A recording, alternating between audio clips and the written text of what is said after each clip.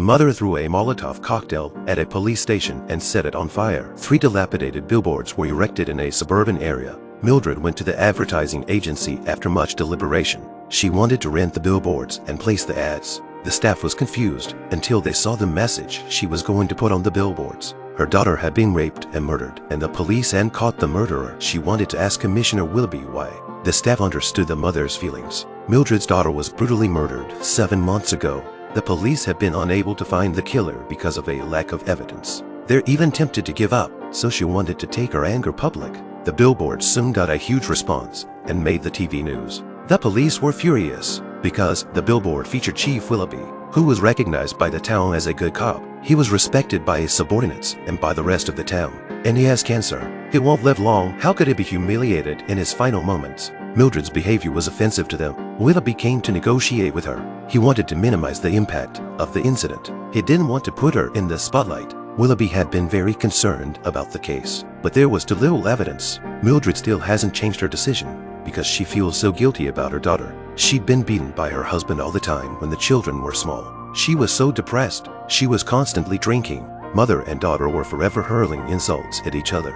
On the day of her daughter's death, when she left the house in the morning, Mildred cursed her for being raped. Now it's the only way she can get her daughter's case taken seriously. But while the killer was never found, her troubles came quickly. The townspeople began to ostracize her and her son. But Mildred had a fiery personality and was very brave. If anyone cursed her, she would assault back twice as much. The town dentist is good friends with the police chief. He also hates the woman and wants to get back at her secretly. He wanted to pull her teeth without anesthesia. Mildred saw through his plan. She pressed the device directly into his hand and drilled a big hole. Then, she took a big gulp of water at the dentist. The ex-husband came to question her. He thought Mildred would get her family in trouble for doing something like that. Mildred told him to take his 19-year-old girlfriend and get the hell out of her home. They got into another fight. The ex-husband immediately choked her, and the son skillfully held a knife to his father's neck. The family's problems are very serious. The few good friends she had around her were also arrested by the police and threatened to withdraw the billboards. Mildred still won't give in.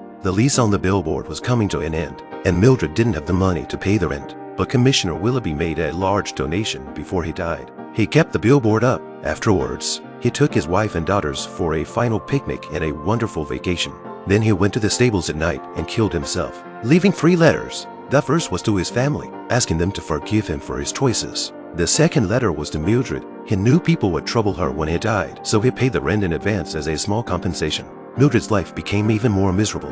The news reports deliberately linked the police chief's suicide to the billboard. No one helped Mildred. She was getting things thrown at her while she was driving, but she didn't stand for it. She immediately went out and took revenge on all the people who threw things at her. Willoughby's friends came to the store where she worked and threatened her. Someone even set 3 billboards on fire. Despite Mildred's efforts to put them out, she couldn't save them. She was so angry. She thought it had to be the police did this. She didn't want it to end there. So, she snuck down to the police station at night and set the place on fire with homemade Molotov cocktail. At the same time, Willoughby's subordinate Jason was inside reading the 3rd letter left for him by the commissioner. He hoped Jason wouldn't be angry because of what happened to him and continue to be a good cop because Jason is impulsive and doesn't think about the consequences. His personality is very irritable. After Willoughby's death, he immediately stormed into an ad agency with a gun, threw a boy off a building and beat up the others. This led to his dismissal. He had to sneak back in at night to read the letter, and it touched him to the core. By the time he reacted, he was surrounded by fire,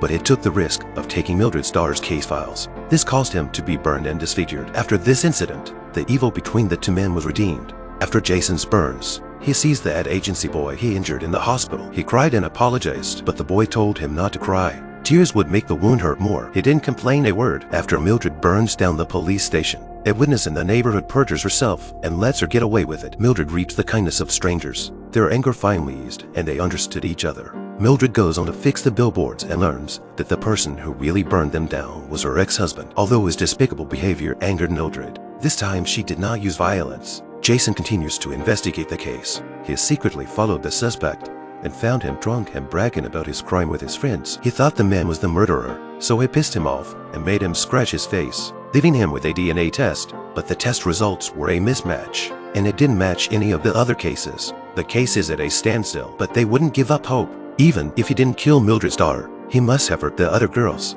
Their justice was not served. So they decided to join forces and embark on a journey to find the killer. The movie ends here. It leaves an open-ended conclusion, leaving the audience to their imagination. This is not a crime movie, nor a war movie, but a discussion of the deep anger and evil in human nature. It wants people to analyze human nature and understand the anger of a mother who has lost her child. This is the end of this movie. We'll see you next time. She did it to avenge her daughter's death.